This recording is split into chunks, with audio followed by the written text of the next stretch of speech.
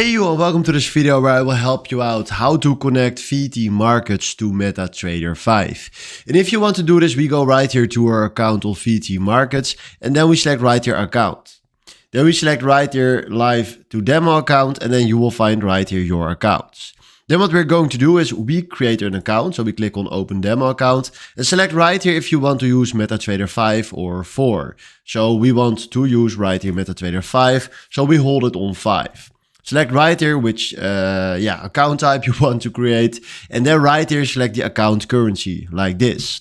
Then we choose right here the leverage and now we need to select here the account balance.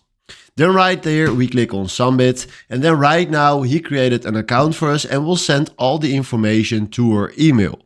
Because in our email we receive the login and the password. So go to your email and then check please there your login and your password.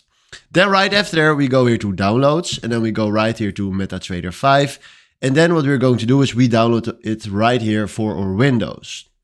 And then right now we click right here on the VT Markets 5 setup exe and then we do yes. And then right now we click here on next. Then right now he is downloading VT Markets for our PC on Windows. So this will cost you a few seconds right here.